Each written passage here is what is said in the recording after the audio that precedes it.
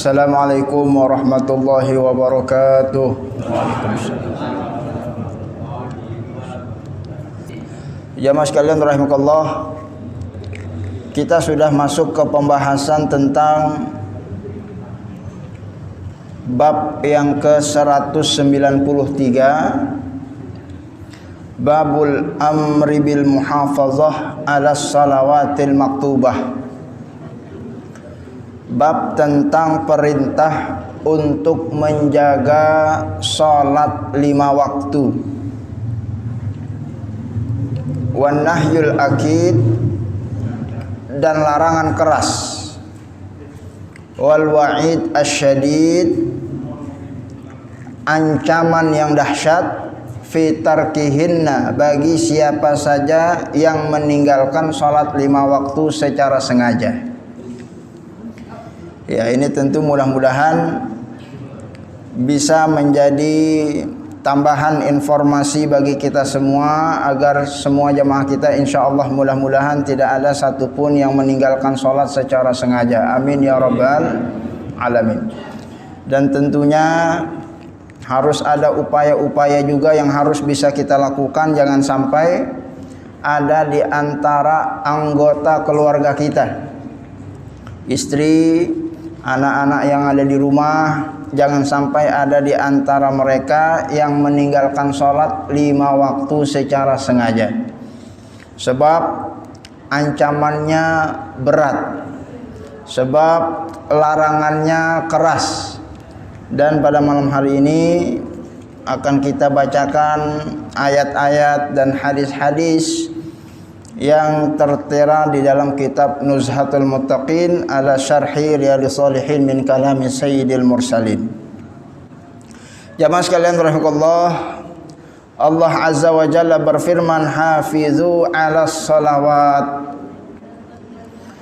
Jagalah salat. Ya, salawat jamak dari salat. Salat yang wajib dijaga, yang dimaksud dalam ayat ini adalah salat 5 waktu. Subuh, zuhur, asar, maghrib, dan isya. Ini bunyi ayatnya Allah pakai gunakan kalimat hafizu, jaga. Ya, bukan dikerjakan. Kalau kerjakan itu bahasa Arabnya if'alu. Ya, sebab bisa jadi orang mengerjakan, ya besok nggak ngerjain, ya, berarti dia nggak menjaga.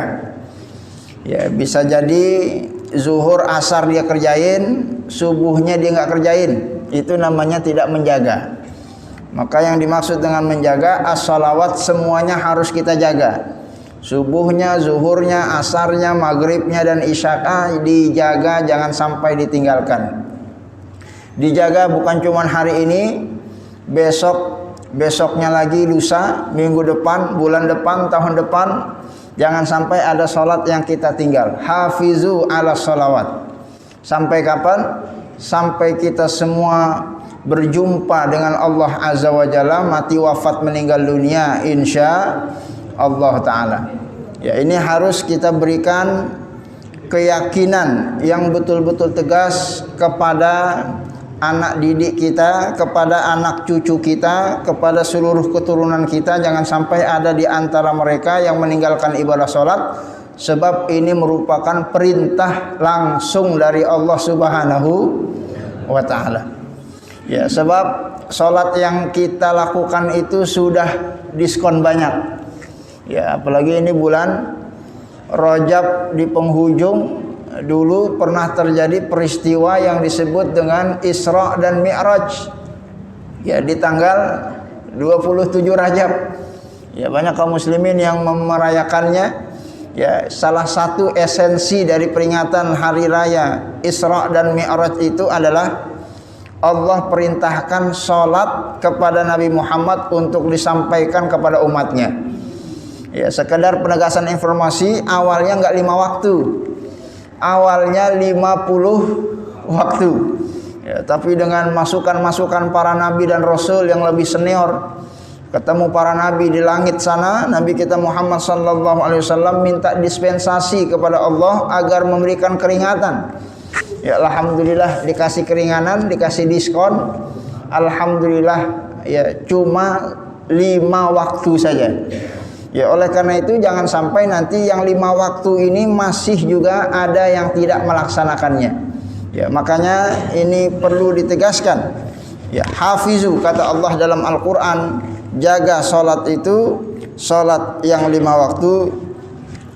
Fa in tabu wa aqamus shalah wa atuz zakah fa khallu sabilahum. Surat At-Taubah ayat 5. Bahkan Allah sebutkan salah satu ciri pertanda kalau orang itu beriman kepada Allah Subhanahu wa taala, bertobat kepada Allah Subhanahu wa taala, ini adalah mereka yang aqamus shalah, mendirikan ibadah salat, di samping wa atuz zakah, menunaikan ibadah zakat. Fa khallu sabilahum, maka tidak boleh mereka diperangi. Pada saat dulu terjadi peperangan antara orang-orang kafir dengan orang-orang beriman, dan kalau orang sudah sholat bayar zakat, insya Allah mereka adalah orang-orang yang beriman yang tidak boleh diperangi. Ya oleh karena itu maka jamaah sekalian rahimakumullah, ini merupakan juga bagian yang tidak boleh dipisahkan dari keberimanan seseorang.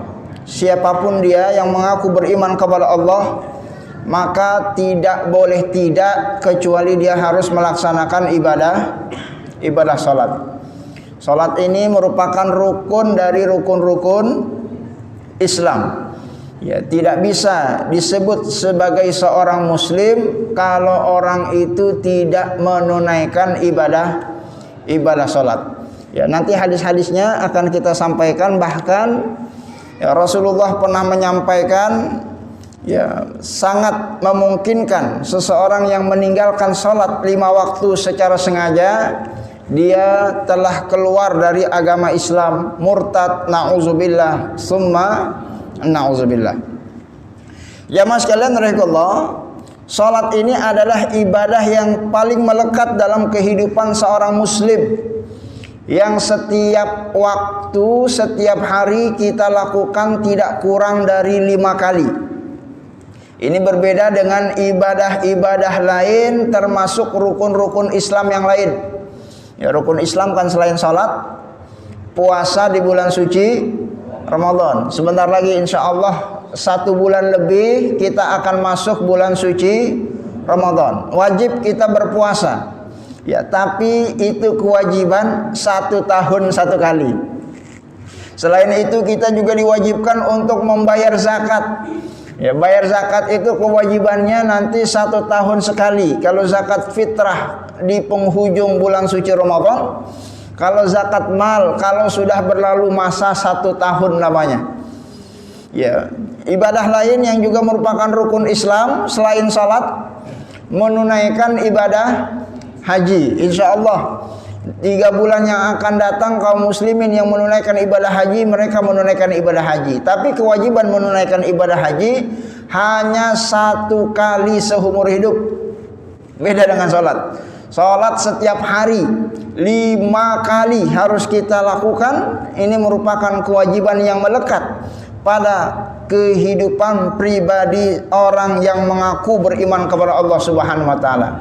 Makanya ibadah Allah, pada saat Rasulullah ditanya oleh salah seorang sahabat yang bernama Abdullah ibnu Mas'ud, sa'altu Rasulullah, aku bertanya kepada baginda Nabi, ayyul a'mali afdal, ya Rasulullah, amal ibadah apa yang paling utama? Amal ibadah apa yang paling utama, yang paling afdal, yang paling gede pahalanya? Rasulullah menjawab, as-shalah ala waktiha. Engkau melaksanakan ibadah salat, apalagi bisa engkau laksanakan tepat pada waktunya. Ya, ini alhamdulillah jamaah kita barusan sholat maghrib tepat pada waktunya, ditambah sholat berjamaah. Mudah-mudahan insya Allah ini menjadi bagian dari bukti keberimanan kita kepada Allah Subhanahu wa taala, sehingga nanti di akhirat kita mendapatkan rahmat dan kasih sayang Allah, sehingga kita semua masuk ke dalam surganya Allah Subhanahu wa taala. Amin ya rabbal alamin. Kemudian Rasulullah kembali ditanya, "Tsumma ayyun birrul walidaini?" Apalagi ya Rasulullah? Setelah itu Rasulullah menjawab, berbakti kepada kedua orang tua. Kemudian Abdullah bin Mas'ud kembali bertanya, "Summa ayyun?" Apalagi itu ya Rasulullah? Qala, Rasulullah bersabda, "Al-jihadu fi sabilillah." Engkau berjihad, berjuang di jalan Allah, itu adalah ibadah yang paling utama. Muttafaqun alaih, hadis riwayat Imam Bukhari dan riwayat Imam Muslim, disepakati kesahihannya.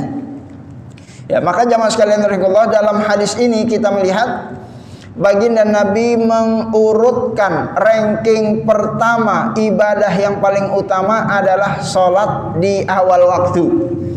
Ya, sebab ini sulit dilakukan kecuali memang oleh orang-orang yang betul beriman kepada Allah Subhanahu wa taala. Ya, sulit sholat 5 waktu di awal waktu. Ini kalau memang bukan orang yang betul-betul beriman, ya mungkin banyak di antara orang yang sholatnya tidak di awal waktu. Ya mungkin dia sholat, ya sholatnya geser-geser dikit. Mungkin dia sholatnya tidak berjamaah. Ya, mungkin dan bahkan ada sebagian di antara kaum muslimin yang justru malah tidak melaksanakan ibadah sholat. Ya, ibadah Allah ini perlu ya kita upayakan untuk kita lakukan agar mendapatkan amal ibadah yang paling utama yang dijanjikan oleh baginda Nabi Muhammad sallallahu alaihi wasallam. Jamaah sekalian rahimakumullah, dalam hadis yang juga sering kita sampaikan, ya banyak para guru-guru kita, para asatis, para penceramah yang menyampaikan hadis ini, yang juga barusan kita sampaikan tentang rukun dari rukun-rukun Islam. Saat baginda Nabi menyatakan bunyal Islamu ala khamsin, Islam ini dibangun atas 5 pondasi yang kita kenal dengan rukun dari rukun-rukun Islam. Yang pertama, syahadah alla ilaha illallah wa anna muhammadar rasulullah, mengucapkan 2 kalimat syahadat. Nomor 2 setelah mengucapkan syahadat, tidak lain dan tidak bukan dia adalah iqamis shalah, mendirikan salat. Baru setelah itu zakat, baru setelah itu puasa di bulan suci Ramadan, baru setelah itu menunaikan ibadah haji jika mampu. Ya, jamaah sekalian rahimakumullah, ini menunjukkan betapa tingginya kedudukan salat 5 waktu dalam syariat agama kita, yang menduduki ranking kedua dari pondasi-pondasi keislaman seseorang, untuk memberikan penekanan agar jangan sampai nanti ada di antara kaum muslimin yang meninggalkan salat secara sengaja. Nauzubillahi summa nauzubillah. Jamaah sekalian, menurut penjelasan para ulama, annal Islam la yatahaqqaq inda ahadin illa bil iman bihazihil arkan. Ya, dalam kaidah-kaidah ilmu tauhid, seseorang tidak bisa disebut sebagai orang yang beriman kalau mengingkari rukun dari rukun-rukun Islam. Yang 5 yang barusan disebutkan.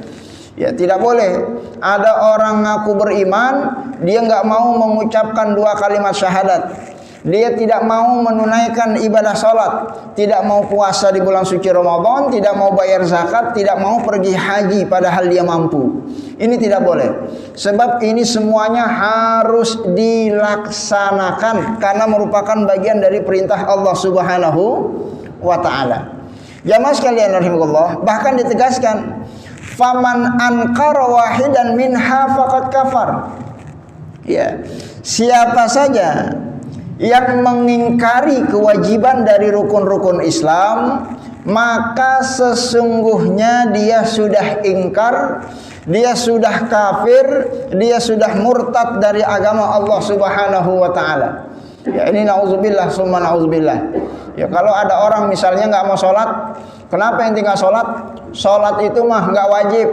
Sholat itu yang mau aja, yang nggak apa-apa. Itu kalau ada orang yang berpemahaman seperti itu, berarti dia mengingkari rukun dari rukun-rukun Islam, maka dia murtad saat itu juga, tidak bisa disebut sebagai orang beriman sampai kembali dia mengucapkan 2 kalimat syahadat dan meyakini bahwa sholat itu adalah suatu kewajiban yang harus ditunaikan. Ya, jadi para ulama sepakat, siapa saja yang menganggap sholat itu tidak wajib, maka hukumnya murtad, keluar dari agama Islam, dia tidak bisa disebut sebagai orang Islam.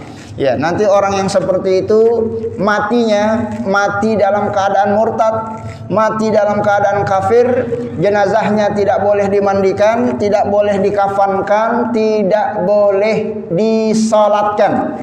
Ya, karena mensolatkan jenazah itu hanya berlaku bagi mayit jenazah yang muslim.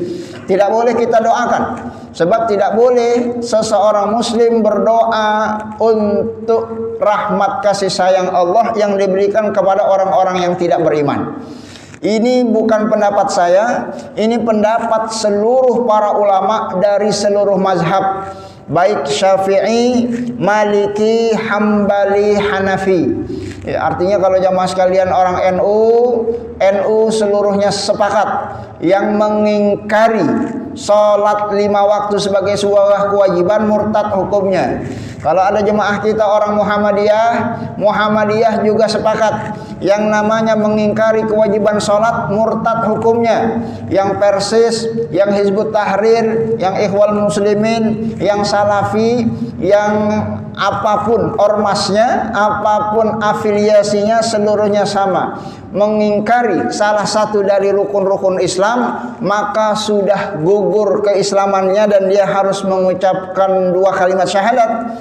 Dan saya tidak sedang salah berbicara. Oleh karena itu maka jamaah sekalian radhiyallahu, ini adalah sesuatu yang perlu kita pegang kuat-kuat, memberikan penjagaan kepada anak dan keturunan kita, agar jangan sampai ada di antara mereka yang meremehkan hal ihwal tentang kewajiban ibadah salat, agar kita semua nanti bisa dikumpulkan bersama-sama di surganya Allah Subhanahu wa taala. Amin ya rabbal alamin. Jamaah sekalian rahimakumullah, akan tetapi ada informasi yang perlu digarisbawahi. Wa man taraka wahidan minha tahawunan. Mungkin ada sebagian dari orang yang meninggalkan sholat bukan karena dia tidak meyakini kewajibannya. Ya, ini yang paling banyak.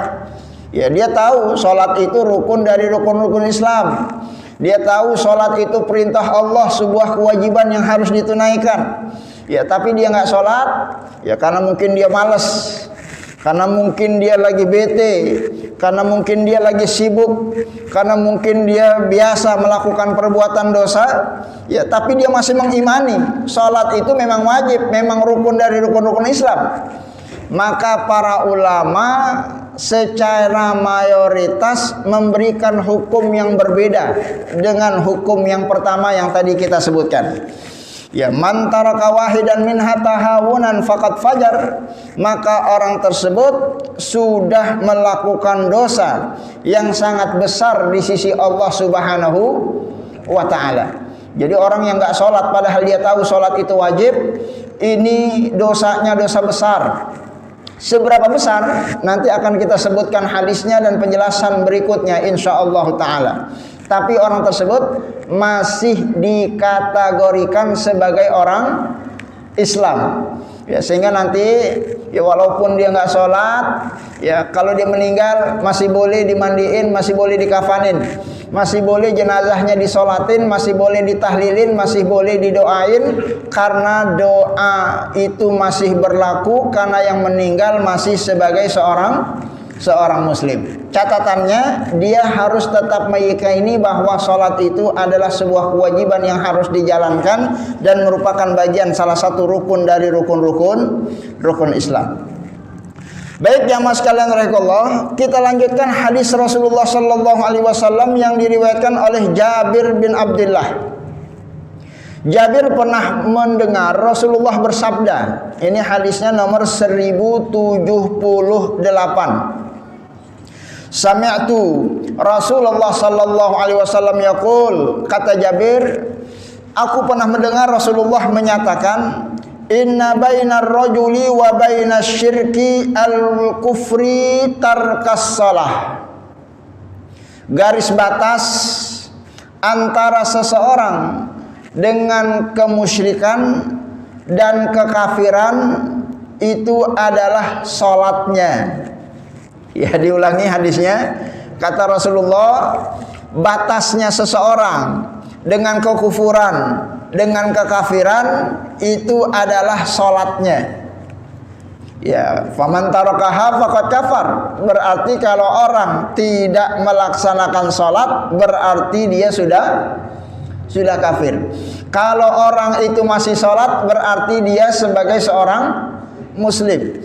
Ya, ini disebutkan lagi dalam hadis yang lain dari Buraidah radhiyallahu anhu. Kata baginda Nabi, al-ahdul ladzi bainana wa bainahum as-shalah. Perjanjian kita dengan orang-orang kafir itu di salatnya. Faman tarakaha faqad kafar. Orang kafir yang mau masuk Islam silahkan dia kerjakan salat, tapi kalau salat sudah ditinggalkan berarti dia kembali kepada kekafiran. Rawahu Tirmizi hadisun hasanun sahihun. Hadis ini diriwayatkan oleh Imam At-Tirmizi, hadisnya hadis sahih. Ya, jamaah sekalian dari Allah, dalam dua hadis yang kita sampaikan ini menunjukkan bahwa sholat ini garis offset. Ya, kalau main bola itu kan jelas. Ya, bola kalau udah keluar sedikit, ya udah nggak boleh lagi dimainin, harus diberhentiin. Ya, bola kalau melewati garis offset, ya udah berhentiin itu bola. Ya, ini dalam agama kita, kalau orang sudah tidak sholat, itu orang sudah offset. Ya, bisa mengakibatkan terjerumus kepada kekufuran. Ya, makanya kita simak penjelasan para ulama. Wa anna bayyana al-islam wal ittisab bil kufri tarkas shalah faman tarakaha faqad kafar. Wa hadha mahmulun ala man istahalla tarkuha inda aktsaril ulama. Ya, maka menurut penjelasan kebanyakan para ulama, mayoritas para ulama ini adalah orang-orang yang menghalalkan meninggalkan ibadah sholat. Ya, jadi ini seluruh sepakat ulama, kalau ada orang yang meninggalkan sholat dan dia menganggap itu boleh, menganggap itu halal, maka itu orang masuk ke dalam kategori hadis ini, yaitu faqad kafar. Dia betul-betul sudah kafir, betul-betul sudah murtad. Wa amma man tarakaha kaslan wa tahawunan fa innahu yuqtalu haddan inda ba'dil ulama. Ya, akan tetapi berbeda hukum bagi orang yang meninggalkan sholat dengan tetap meyakini sholat sebagai kewajiban, namun dia tinggalkan karena kemalasan, karena meremehkan, maka orang tersebut masih disebut sebagai orang iman, sebagai orang muslim, tapi dia harus dihukum berat karena melakukan perbuatan dosa yang sangat berat. Apa hukumannya? Fa innahu yuqtalu haddan. Hukuman yang berat bagi mereka yang meninggalkan ibadah salat. Ya, mohon izin saya terjemahkan. Dihukum mati, yuqtal. Ya, dihukum mati, Pak. Ya, ini saya tidak salah terjemah. Yuqtalu haddan. Ya, karena dalam agama kita mengenal adanya hukuman mati. Ya, ada Pak ya hukuman mati, hukuman kisos, ya, hukuman potong tangan bagi yang mencuri, hukuman rajam bagi orang yang berzina, selingkuh padahal sudah punya pasangan. Rajam itu apa, Pak? Ditimpuk pakai batu sampai apa? Sampai mati. Orang yang membunuh orang itu harus dihukum mati. Ya, jadi nggak perlu sidang lama-lama. Ya, itu kalau yang di TV kan sidangnya lama-lama. Kalau dalam agama kita orang bunuh orang harus dibunuh lagi. Jangan sampai nanti kasus pembunuhan terulang-ulang. Ya, kita mengenal hukuman mati itu. Dan hukuman mati itu berlaku juga bagi orang yang meninggalkan sholat secara sengaja. Ya, ini mazhab bukan mazhab baru. Ini bahkan mazhab yang dianut di dalam mazhab Imam Syafi'i. Ya, ini aneh. Ya, kita kan kebanyakan masyarakat kita mazhabnya mazhab Syafi'i. Ya, tapi urusan sholat masih ada di antara kaum muslimin yang melalaikannya. Kalau dalam mazhab Imam Syafi'i, Pak, Ya, orang nggak sholat lebih dari 3 hari wajib dihukum mati. Ya, kapan dia nggak sholat? Hari Senin kasih tahu sholat wajib. Hari Selasa masih juga nggak sholat, kasih tahu itu sholat rukun dari rukun Islam. Rebo masih nggak sholat, Senin, Selasa, Rebo, tunggu Kemis. Ente kalau Kemis nggak sholat juga bakalan dihukum mati. Kemis masih nekat dia nggak sholat, ya itu dihukum mati bagi mereka yang meninggalkan sholat setelah diberikan peringatan oleh, ya tentunya pada saat negara sudah mengakomodir perundang-undangan yang perbolehkan untuk menjalankan syariat agama Islam. Ya jamaah sekalian Allah, tentunya ini bukan berarti untuk membunuh nyawa manusia. Ya setidaknya untuk memastikan jangan sampai nanti ada orang Islam yang nggak sholat. Ya ini kan kalau diumumkan Pak, misalnya ini menjadi undang-undang diumumkan, ya siapa saja misalnya warga Jakarta yang nggak sholat lebih dari 3 hari bakalan dihukum mati. Ya ini kira-kira pada sholat semua apa nggak Pak? Ya pada sholat semua, daripada mati udah sholat. Ya ini maksudnya jangan sampai nanti ada orang Islam yang nggak sholat. Ya sebab sholat ini merupakan filter yang mampu mencegah dari perbuatan keji dan perbuatan munkar. Inna sholata tanha anil fahsyai wal munkar. Kalau orang Islam nggak sholat, dia nggak punya filter, makanya dia melakukan perbuatan keji, melakukan perbuatan munkar. Maka ketimbang dia melakukan perbuatan keji, melakukan perbuatan munkar, mendingan mati sekalian ketimbang merugikan masyarakatnya. Ya ini sebagai ya memutus ya mata rantai kejahatan.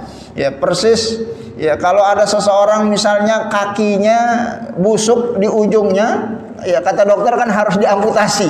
Ya diamputasi itu untuk menghilangkan penyakitnya agar tidak menjalar kemana-mana. Ya ini tindakan preventif dalam syariat agama kita, sebab ini adalah sesuatu yang tidak boleh tidak kecuali harus dilakukan oleh kaum muslimin. Jamaah sekalian rahimakumullah, ada pendapat yang lebih ringan dari pendapat mazhabnya Imam Syafi'i. Ya, ini pendapat yang disampaikan oleh Imam Abu Hanifah, wa inda ba'dihim yudrab hatta yusalli.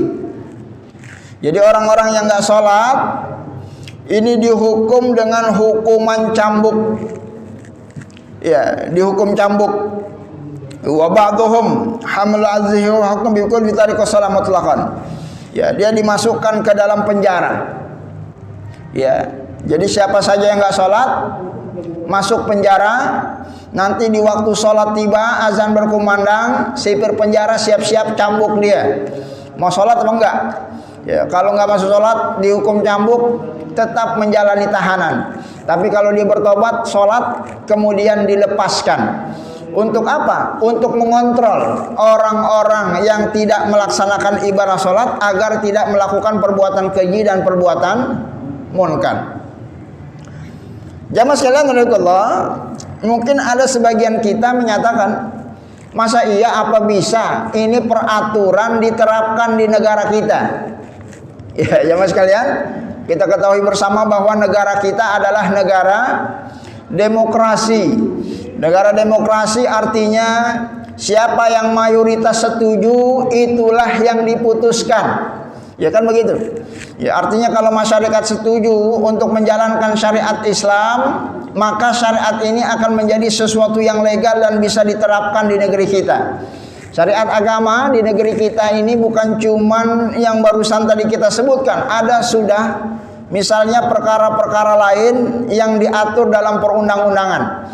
Ya bagaimana kita membayar zakat, itu ada lembaga zakat yang disahkan oleh undang-undang. Bagaimana kita menikah dengan sesuai dengan ketentuan syariat, itu ada lembaga KUA di bawah Departemen Agama. Ya, jadi apa yang bisa dilakukan kalau sudah diundang-undangkan selama kita setuju itu bisa diterapkan, termasuk urusan hukuman meninggalkan ibadah sholat. Jamaah sekalian, ada perda di Aceh. Nanti silakan Bapak Ibu bisa cek. Ya, perda tahun 2002 pasal 16 disebutkan warga negara Aceh yang tidak Ya, maksud saya bukan warga negara Aceh, warga negara Indonesia yang tinggal di Aceh maksudnya. Ya karena kan Aceh nggak merdeka ya, masih wilayah NKRI. Ya, kaum muslimin yang ada di Aceh itu tidak ada yang berani meninggalkan sholat Jumat lebih dari 3 kali. Ya, sebab dalam Perda tahun 2002 pasal 16 disebutkan kalau ada warga muslim yang tidak sholat Jumat 3 kali berturut-turut, dia akan mendapatkan ancaman kurungan penjara maksimal 6 bulan. Ya, itu makanya di Aceh itu kalau Jumat banyak Satpol PP yang pada keliling. Mana yang nggak Jumatan dicatat namanya, kalau udah 3 kali masuk penjara. Ya, Satpol PP-nya perempuan, ibu-ibu yang tidak wajib melaksanakan sholat Jumat. Bahkan dalam poin butir pasal selanjutnya disebutkan perusahaan-perusahaan yang tidak memberikan kesempatan pegawainya yang muslim untuk melaksanakan sholat Jumat itu bisa kena ancaman ditutup izin usahanya. Ya, itu bisa diterapkan di negeri kita kalau memang masyarakatnya setuju, kalau memang gubernurnya orang yang beriman dan bertakwa kepada Allah Subhanahu wa taala. Ya makanya upaya kita insyaallah mudah-mudahan nanti 2024 kita bisa memiliki pemimpin yang beriman dan bertakwa kepada Allah, dari mulai yang paling atas, dari mulai wakil-wakil rakyatnya, sehingga nanti bisa menyuarakan yang kira-kira membawa kemaslahatan bagi kehidupan berbangsa dan bertanah air. Amin ya rabbal alamin. Ya termasuk efek itu diantaranya juga ya kemarin baru saja alhamdulillah ya pemerintah kita memutuskan harga biaya ibadah haji yang enggak jadi naik, kan begitu Pak ya. Ya ini juga bagian dari bagaimana kekuatan politik di parlemen ini memiliki kekuatan yang signifikan pada saat kita menjalankan syariat agama Allah Subhanahu wa taala. Salah satunya adalah menunaikan ibadah haji yang kalaulah harganya terlampau tinggi akan banyak nanti di antara kaum muslimin yang tidak bisa menggenapkan kewajiban dari salah satu rukun dari rukun-rukun Islamnya. Ya, disinilah pentingnya urgensi Islam memiliki kekuatan di segala lini. Ya karena Islam yang sudah pernah kita tegaskan berkali-kali itu bukan cuma Islam ubudiyah kepada Allah, hablum minallah, bukan cuma salat, bukan cuma zikir, bukan cuma tahlil, bukan cuma baca Quran, tapi ibadah Islam kita kepada Allah itu juga ada yang terkait dengan hablum minan nas. Bagaimana kita bermasyarakat, bersosial, berekonomi, berpolitik itu harus dibingkai dengan nilai-nilai keislaman sehingga undang-undang yang diusulkan dan diterapkan di satu wilayah ini berkesesuaian dengan apa yang diinginkan oleh Allah dan Rasulnya. Mudah-mudahan ke depan Allah berikan kita kekuatan. Amin ya rabbal alamin. Jamaah sekalian rahimakumullah, itu ringkasan yang dijelaskan oleh para ulama. Jadi saking pentingnya sholat, orang Islam yang meninggalkan sholat secara sengaja bisa masuk penjara minimal, atau bahkan bisa dihukum mati lebih dari 3 hari kalau dia nggak sholat. Ya, ini cuman sekedar informasi awalan Pak ya. Ya, jangan langsung diterapkan. Ya, nanti kalau diterapkan ini justru berbahaya. Karena ini perlu perlindungan dari undang-undang yang legal dan formal. Ya, jangan sampai nanti ada tetangga kita nggak sholat main dihukum mati ya. Ya ini nggak boleh. Ya negara kira negara hukum. Apa yang belum menjadi hukum yang berlaku di negara kita yang bersifat legal dan formal, maka itu tidak bisa diterapkan. Ya termasuk misalnya kalau ada misalnya masyarakat kita yang berzina, itu nggak boleh dihukum rajam di negara kita. Kenapa? Karena hukuman rajam itu belum menjadi hukum yang legal dan formal disahkan oleh undang-undang. Memang hukum Islamnya seperti itu. Ya makanya disinilah pentingnya kita untuk memperjuangkan bagaimana syariat agama Allah ini menjadi undang-undang yang legal dan formal sehingga bisa kita jalankan untuk membawa masyarakat kita kepada kehidupan yang adil, sejahtera dan makmur insyaallah taala. Baik jamaah sekalian rahimakumullah, itu beberapa hadis-hadis yang kita sebutkan mengenai tentang hukum bagi orang yang meninggalkan salat secara sengaja. Wa anna tarkas salah walau kaslan kafara waradah wa hadza mazhabun fariqun minas sahabah. Wa qala al-aktsaruna inna ma yukfar bi istihlali tarkiha wa juhudi wujubiha. Ya, dan satu kata bagi mereka yang meninggalkan salat dan mereka menghalalkannya, menjadikan sesuatu yang biasa, menganggap itu tidak wajib, ini adalah sesuatu yang membawa kepada kekufuran dan kemurtadan. Nauzubillah summa nauzubillah. Hadis selanjutnya dari Abu Hurairah radhiyallahu anhu, inna awwalu ma yuhasabu bihil 'abdu yaumal qiyamah min amalihi salatuhu. Rasulullah bersabda, nanti di hari kiamat amal ibadah yang pertama kali dilihat itu adalah salatnya. Ibadah kita kan banyak Pak ya, ada salat, ada puasa, ada sedekah, ada baca Quran. Ya, tapi semua ibadah yang banyak itu yang pertama kali dilihat oleh Allah itu adalah salatnya. Fa in salahat faqad aflaha wa anjaha. Kalau salatnya bagus, salatnya baik, salatnya nggak ada yang ditinggal, salatnya sesuai dengan rukun-rukunnya, sesuatunya sempurna, maka sungguh dia beruntung, dia sukses, dia lulus.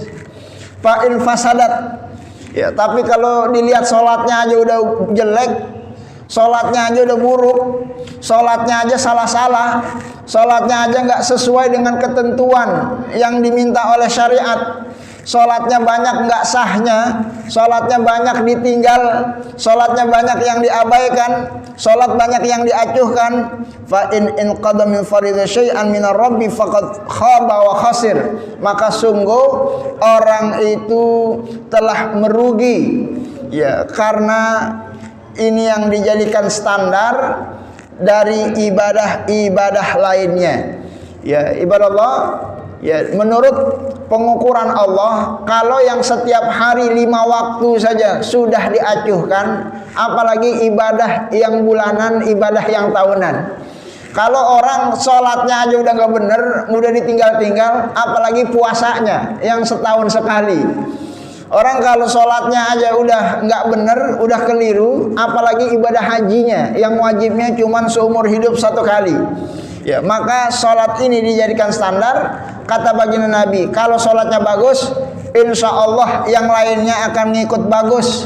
Tapi kalau sholatnya sudah nggak bener, apalagi sampai ditinggal-tinggal, sudah pasti yang lainnya ibadah-ibadah akan lebih mudah lagi untuk dia abaikan dan dia acuhkan. Ya, begitu yang disabdakan oleh baginda Nabi Muhammad sallallahu alaihi wasallam. Hadisnya diriwayatkan oleh Imam At-Tirmizi.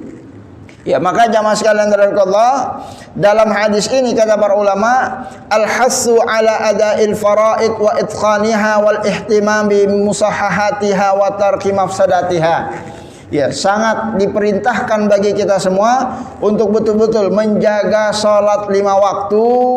Ya, jangan sampai keliru, jangan sampai salah-salah. Makanya perlu kita belajar tentang fikih sholat, mana yang syarat, mana yang rukun, mana yang membatalkan, mana yang disunnahkan. Ini perlu agar jangan sampai kita sholat ternyata sholat kita tidak diterima oleh Allah Subhanahu wa Ta'ala. Sebagai informasi, ada hadis yang Rasulullah pernah sabdakan, ada banyak di antara manusia 60 tahun dia sholat, tidak ada satupun sholatnya yang diterima oleh Allah Subhanahu wa Ta'ala. Nauzubillah summa nauzubillah.